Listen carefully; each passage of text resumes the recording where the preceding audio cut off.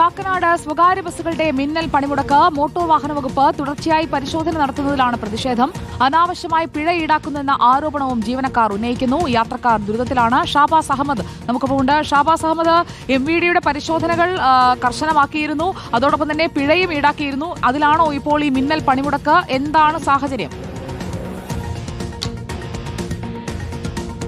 സുജിയ, ഇന്ന് 11 മണിയോടെയാണ് കാക്കനാട് മേഖലയിൽ സ്വകാര്യ ബസ്സുകൾ മിന്നൽ പണിമുടക്കിലേക്ക് കടന്നത്. ഈ മോട്ടോർ വാഹന വകുപ്പിന്റെ നേതൃത്വത്തിൽ അനാവശ്യമായി പിഴ ഈടാക്കുന്നു, തുടർച്ചയായി പരിശോധനകൾ നടത്തി ഈ സ്വകാര്യ ബസ്സുകാരെ ബുദ്ധിമുട്ടിക്കുന്നു എന്ന ആരോപിച്ചുകൊണ്ടാണ് ഇവർ ഒരു മിന്നൽ പണിമുടക്കിലേക്ക് കടന്നത്. കഴിഞ്ഞ ദിവസങ്ങളിലൊക്കെ ഈ പ്രൈവറ്റ് ബസ് ഉടമകൾ RTOയുമായി ചർച്ച നടത്തി ഇത്തരത്തിൽ ഈ സ്വകാര്യ ബസ്സുകളെ ബുദ്ധിമുട്ടിക്കുന്ന നയം പിൻവലിക്കണമെന്ന് ആവശ്യപ്പെട്ടിരുന്നു. അത്തരത്തിൽ RTO ഒരു ഉറപ്പും ഇവർക്ക് നൽകിയിരുന്നു. ഈ പ്രദേശത്ത് മെട്രോയുടെ പണി നടക്കുന്നുണ്ട്, അതുകൊണ്ട് ഈ സ്വകാര്യ ബസ്സുകൾക്ക് സമയക്രമം കൃത്യമായി പാലിക്കാൻ കഴിയുന്നില്ല. അതിന്റെ പേരിൽ ട്രിപ്പുകൾ മുടക്കിയെന്ന കാരണം പറഞ്ഞുകൊണ്ടാണ് RTO എൻഫോഴ്സ്മെന്റ് ഉദ്യോഗസ്ഥർ നിരന്തരം എത്തിക്കൊണ്ട് ഈ ബസ്സുകാർക്ക് പിഴ ഈടാക്കുന്നത്. ഇക്കാര്യത്തിൽ RTOയെ കണ്ട് ഈ സ്വകാര്യ ബസ് ഉടമകൾ ഉറപ്പ് മേടിച്ചിരുന്നെങ്കിലും പിന്നീടും ഈ പരിശോധനകൾ തുടരുകയാണ്. നിരന്തരമായി ഈ ബസ്സുകാരെ ഈ RTO ബുദ്ധിമുട്ടുകയാണ്. മോട്ടോർ വാഹന വകുപ്പിന്റെ തുടർച്ചയായി വലിയ തരത്തിലുള്ള 10,000 രൂപയോളം പിഴ ഈടാക്കിക്കൊണ്ടിരിക്കുകയാണെന്ന കാരണം പറഞ്ഞുകൊണ്ടാണ് ഈ ബസ്സുകൾ ഒരു മിന്നൽ പണിമുടക്കിലേക്ക് കടന്നിരിക്കുന്നത്. ഇന്ന് തിങ്കളാഴ്ചയാണ്, പലരും ജോലി സ്ഥലത്തേക്കൊക്കെ തിരിച്ചു പോകുന്ന ദിവസമാണ്. നിരവധി യാത്രക്കാരാണ് ഈ കാക്കനാട് മേഖലയിലുള്ളത്. ഈ യാത്രക്കാരൊക്കെ വലിയ ബുദ്ധിമുട്ടിലാണ്. എന്തായാലും